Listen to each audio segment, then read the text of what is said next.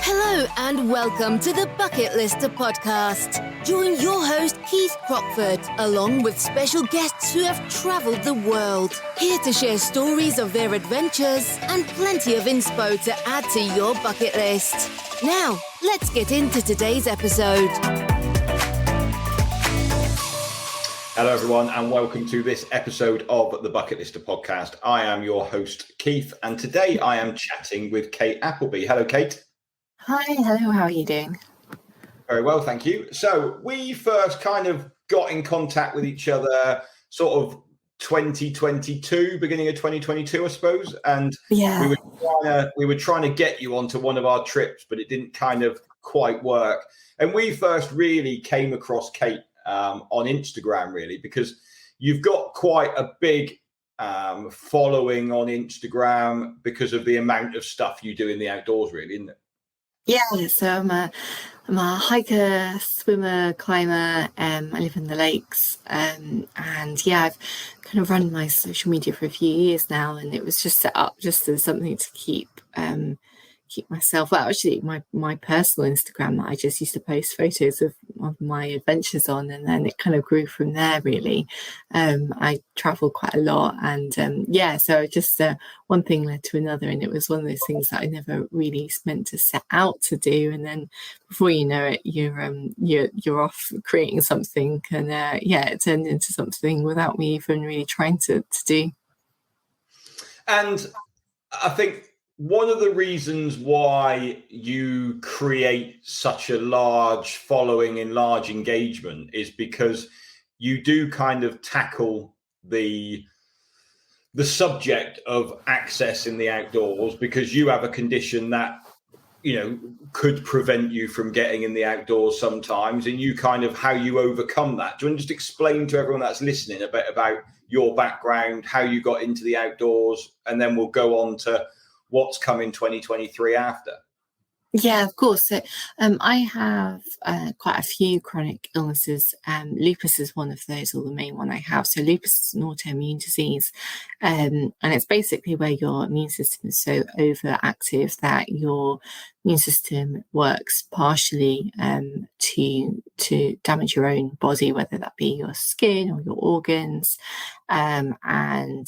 It's incurable, and it's a chronic illness that affects you in lots and lots of different ways, and often then leads to lots of different illnesses as well. So from that, I've then gone on to have some different illnesses. I've gone on to kind of get asthma, and then some circulation disorders, some hormonal disorders, all sorts of different things, joint disorders. So it can kind of snowball into, you know, from one thing to lots of other things, and it can lead to its own form of disability. So it has, you know, a huge range of symptoms from, you know, joint pain and really severe fatigue through to photosensitivity, where you're kind of allergic to sunlight or sensitive to sunlight, things like headaches, really frequent infections, being quite intolerant of infection risk, or things like that. So there's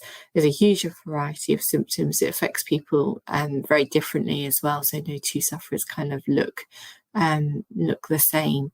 And one of the other things with it being a hidden illness is that my abilities vary tremendously day on and day on.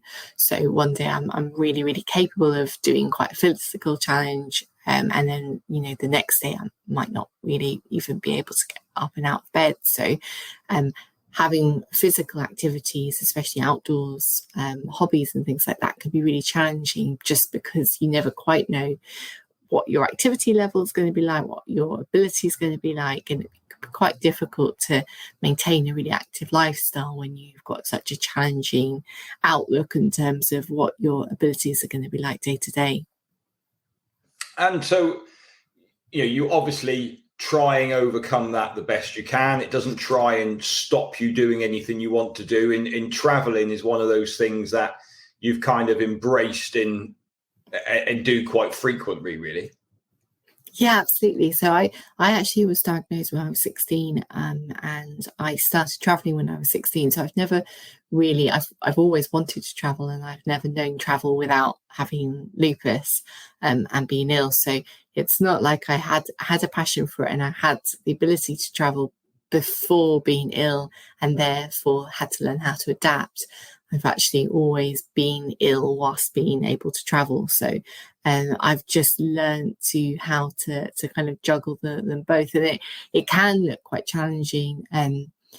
Things like airports especially are really quite challenging places when you're ill, and when you can't necessarily take things like airports at your own pace, that can be really challenging. So actually, for all of the travel I do, and I cover some big distances, and I can cover some big physical distances in terms of hiking and swimming and things. When I'm actually out traveling, it's often the airports that are the biggest difficulty I have, just because you often have to have a big distance to cover in a set period of time that's covered by other people's requirements in terms of how far you've got to get in what time, doing what, carrying what, etc. So it's there's a whole load of things you have to consider in terms of airports, what medication you can take to other countries, your healthcare, all of these kind of things. So it's definitely in no way restricted my travel in terms of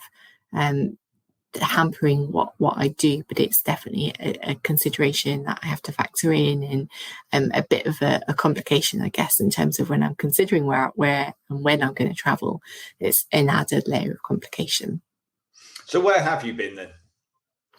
Where haven't I been? So I've been really lucky that I've done my fair share of travel. So I've just got back actually from a trip across Canada, and I have travelled a lot in Asia, so places like Borneo, Sri Lanka, Thailand.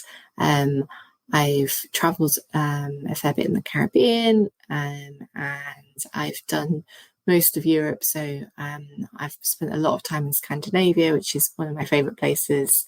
And I've spent quite a lot of time in Eastern Europe, and then kind of all through the Alps and things like that. So there's still lots of places in the world that I'm kind of really keen to get. But I've definitely made a good start into my bucket list, for sure. And have all those trips been solo trips, or have you joined on other group adventures with those, or how do you sort of do your traveling? Yeah, so a mix really. So some of them are solo adventures, and then some of them I do with friends. Some of them I kind of will start out solo and then meet people whilst I'm out there. Sometimes if I'm backpacking and I'm going for kind of an undetermined length of time, I'll often do exactly that. I'll start out by myself, without necessarily a clear plan in terms of where I'm going. And I'll kind of turn up in one country and then make a plan depending on who I meet and whatnot. And my plans will often kind of fall in line with who I meet and where they're going. But sometimes I've then also done much more planned trips as well. In terms of if I'm going to maybe a more remote part of the world, or there's if I'm not wanting to necessarily drive abroad, or there's a really wide range of places within an area I'm wanting to go to, then I often consider things like a tour provider, just because sometimes you want to travel a huge distance, and if you are trying to cover a huge distance, especially somebody that's chronically ill, considering a tour provider when you are wanting to do something like that is a much better way of trying to see places, because it just takes one stress off you. And that was kind of where I was getting at, really. Obviously, we haven't been able to get you onto one of our trips yet, but when you are thinking about that, do you think that group travel and having a group around you and having somebody that's organising it for you, do you feel that's a benefit? Yeah, absolutely. So I think, like I said, having that, especially if I'm going on a trip where I want to see. It's multi-destination. There's multiple different places I want to see over a wide area. I don't necessarily want to be traveling in terms of, I don't want to have to drive, and a lot of the places that I go to tend to be more remote and necessarily aren't on really great public transport systems. So you either have to do a tour or you do need to drive yourself. And I often don't have the energy levels to do both the driving and the exploring. So if I know that I'm going somewhere like that, I'd much rather use what energy I have got into just doing the exploring and leave kind of the logistics side up to somebody else. And you also, you get more out of these trips sometimes when you kind of get experts involved, because, they often know bits and bobs in terms of the local area better. You also get to meet really great people. I've often been on trips where, if I have gone as part of a tour, you've met amazing people that you wouldn't have met otherwise, and those people kind of are in your life for the rest of it. So it's definitely, it's not necessarily right for every occasion or every trip that you have planned, but it's a really great way of minimizing the stress on both your mind and your body, if you are trying to be really conscious about your energy levels. And let's move on to 2023 then. So you've now set up a social enterprise, Adaptive Adventurers. What is it? And B, what was the story behind it? Yeah, so I have spent the last few years, I guess, with my own public profile just ticking over and growing, and I've done a lot more public speaking, especially since we came out of lockdown and since COVID. I've done a lot more events, a lot more festivals, and talking just about my story, but also talking about what it is to lead a life with limitations. And when I was doing this, I was kind of realizing that there were so many people like me, and it was great turning up at events and having audiences packed and having events that were sold out. But I wanted to do something more meaningful with these people, and I wanted these people to have more meaningful places to go to in terms of really wanting advice and support, and I wanted to turn my kind of audience into something more meaningful. So I guess Adaptive Adventurers was built out of the need for this space to be filled, and B, the want for me to do something really worthwhile with the audience that I had. And so, it's a social enterprise that's being set up to remove the barriers that exist to prevent people from accessing the outdoors. So obviously I represent the community for disabled and the chronically ill people. And for those folk, there are a huge amount of barriers that are present, but there's also a huge amount of other barriers.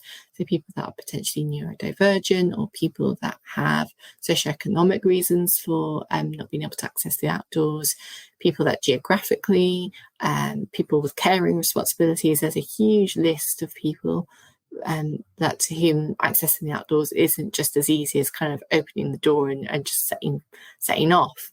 And for those people, there wasn't one go-to organisation. So that's really what this is all about. So there's a grant that provides small grants for people to access, whether it be to fund trips, whether it to be fund equipment or training, things like that. And then there's also advocacy and community. So both of those are about advocating for the removal of the barriers in the first place, but also bringing together people in a community sense. So bringing together people with barriers to be able to provide support together in a kind of peer environment. And I know that's something that you've been talking about with some of our team in the office about it, around designing trips for the organisation to be able to make overseas travel more accessible to a wider range of people. Absolutely, yeah. It's like we said at the beginning, it can be incredibly intimidating, and when you have to build into consideration things like medication, potentially neurodivergent considerations. You have to build into consideration your energy levels, travel, getting yourself to and from.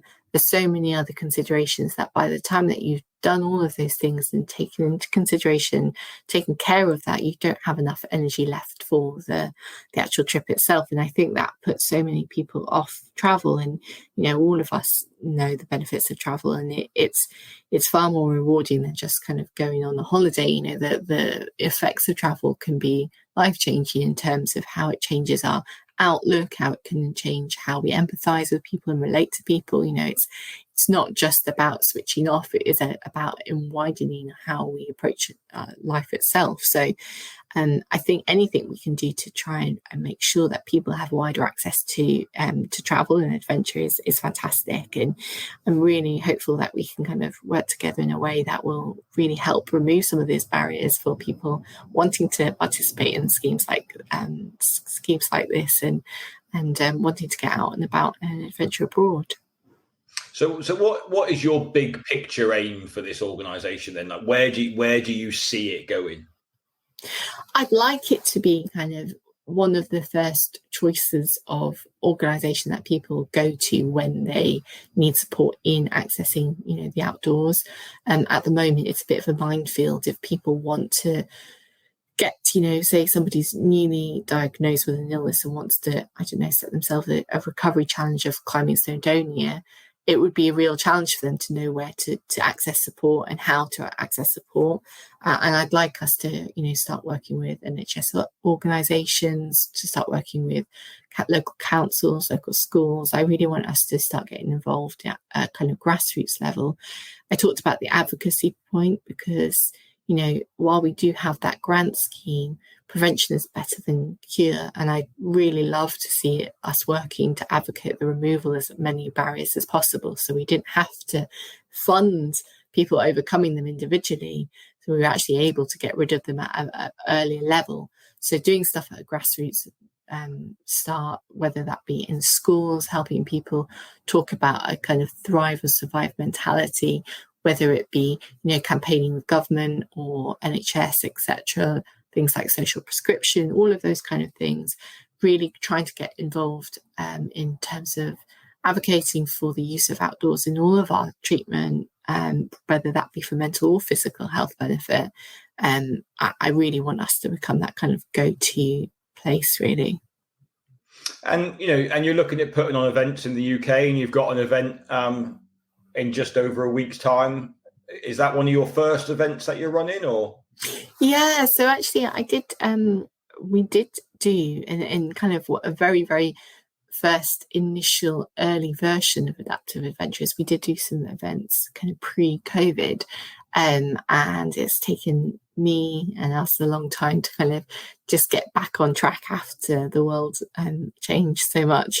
This will be our kind of first proper event under the kind of launch, and that's a really good example of kind of what we are looking to achieve. Really, it's an adaptive walk in the Lake District, wheelchair friendly, push-chair friendly, and not necessarily just aimed at disabled people, but an accessible adventure looking to unite people for the love of the outdoors, regardless of their ability level, acknowledging the fact that we all have different barriers, but actually the benefit of the outdoors is unifying.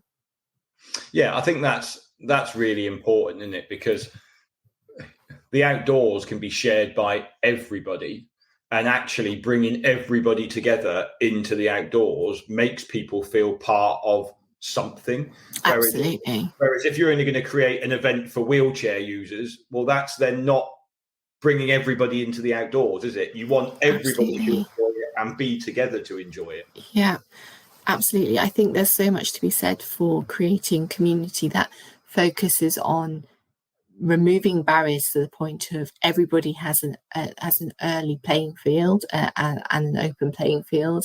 I like to create events that sees everybody as equals where possible, and absolutely it's right and appropriate sometimes that specific groups of people have specific events for them. But I also think sometimes if we can just get people together, irrespective of what path they walked, there's huge lessons to be learned, because, you know, somebody talking to somebody else from a very different perspective will bring huge lessons and relevance and empathy to their point of view and their life that they never even thought they probably experienced. So if we can bring together people who look and feel and speak very, very different stories and lives, then to me that's a great thing. Yeah, because I mean, you know, the possibilities are endless, isn't it? You know, someone's in a wheelchair, you know, they think to themselves that, well, I'll never be able to climb Kilimanjaro. But actually, you know, I've been on Kilimanjaro where there was a chap on a hand bike getting up Kilimanjaro, and then when he couldn't do bits, he got out and he crawled. You know, and for him, his aim was to climb Kilimanjaro. But you know, but for the majority of people, they would think that wasn't possible. You know, I've got a friend of mine he's only got one leg. He doesn't wear a prosthetic. He doesn't want to wear a prosthetic. And his goal is to climb Kilimanjaro. And we're just putting that together for him now. But he wants to come along with our groups. You know, he doesn't want to do it on his own. He wants to be part of a group and achieve it with everybody else. And you know, feel like he's doing exactly the same as everybody else is doing. There's definitely something to be said from that, and I can completely relate to that as well. You know, sometimes it's actually really grounding to be able to think that actually you don't have to be separate and different, and so much of, especially when you are somebody that's sick or disabled, so much of your experiences is very unique and different, and about, you know, you have an NHS number and you have a specific treatment slot and you're seen by this doctor and you're seen by that, and so much of that is a really individual different thing, and you're seen as a different person, that all you crave for sometimes is just to be seen like everybody else, and to be able to do something like everybody else is just such a gratifying thing sometimes that there's nothing better. And I think, you know, I'm just thinking of some of our trips now, and obviously some are slightly more difficult in terms of logistics than others, because I mean, you know, if you're going to go and do an Everest base camp trek, you move on day after day after day, so that can be quite hard, because like you said, sometimes you just haven't got the energy to get out of bed in the morning. So, you know, how can you join a group trip if you've got to stop for several days? It makes it quite difficult. But then, you know, you've got other trips where they are multi-activity trips, where there is something different each day, but you're kind of based at the same place, that then actually, if you decide one afternoon you are too tired, you don't have to take part in it. Absolutely. This comes back to, you know, I said it earlier, and one of the things that I stand by is thrive or survive, and we all have that ability to make that conscious choice every day about whether we thrive or survive. And that's said as somebody who has very few barriers in life, or said as somebody who has a lot more barriers in life. And, you know, on a normal work day, you know, on kind of grey, dreary Monday in winter, you could say, oh, am I going to thrive or survive today? And you know, I think that this comes about living within or outside of our limitations, right? And just because, you know, something might not be, with the best will in the world, might not be particularly accessible, does not mean that there is not an accessible option for you to be gained. And I think it's really easy sometimes to look at adventure as a no-go for anybody with accessible needs, but actually with just a little bit of work and a little bit of tweaking and a little bit of thought, there's so many aids, there's so many tweaks, there's so many trips, there's so many providers, there's so many charities, there's so many people that want to go and do that extra mile to actually sometimes not even have to do that much work, just to make a tweak that will make the difference between someone being able to do it and someone not being able to do it. And like you said, you know, some days all the difference might be is, a trip having a couple of rest days built into it versus a trip not having a couple of rest days in. And, for some people that there is a huge difference, and, they might need a very, very different trip being put on altogether differently. But I would much, much rather people take the time to be able to really reflect at what they actually are able to do than completely write it off and say, adventure isn't for me. I can't do it. Really challenge yourself and actually understand, well, even in a suppressed environment, even when the chips are down, how can you thrive, given what you have? Yeah, exactly. Because we talk about it all the time, where you've got hard adventure and you've got soft adventure, and not everything has to be a multi-day trek. It can be a 3-hour whitewater rafting session where you sit there on a whitewater raft and get taken down a river. There's so many options out there for people to be involved in adventure that I think it's just a wide open field for everybody. Yeah, definitely. I often say to people that at the end of the day that, adventure, it can look like scaling, the world's highest mountains. And adventure for some people might just look like doing 20 minutes in their local park in a day. And actually the feeling of challenge might be pretty much the same. It's not for you or I to determine somebody else's challenge or their definition of challenges. It's for everybody as an individual to determine and define their own challenge, and to define and to determine what they take from that. And like you say, 3 hours of whitewater rafting may well be the equivalent to somebody who've actually, 3 months on the trail for somebody else. So, there's absolutely nothing to be earned from kind of going, oh no, it's all about the time or the difficulty or the sweat poured into it. Well, no, it's what you take from it and what you make from it. And actually, accessible adventure can be far more achievable because of that nature than you think. I always remember chatting to Steve McClure, the climber. This was several years ago now, and he said to me, like, the feeling he gets from climbing an 8C route is the same feeling that somebody gets of climbing a 5+ route at the top of their grade. And I think that just kind of what you've just said there summarizes that completely, in terms of if you're a top end climber, mountaineer, a kayaker, like where your comfort zone sits of where somebody else's comfort zone sits are two different places. But as soon as they step out of that comfort zone, the feeling is exactly the same.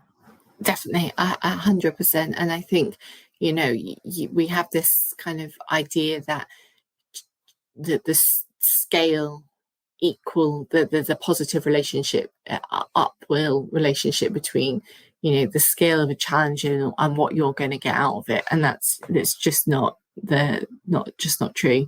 And I think we need to definitely get better at recognizing the fact that what you get out of something is a really individual achievement, and that is ultimately just determined by yourself. Yeah, completely. Kate, how can people find more out about Adaptive Adventures? So there's a website which is www.adaptive-adventures.com.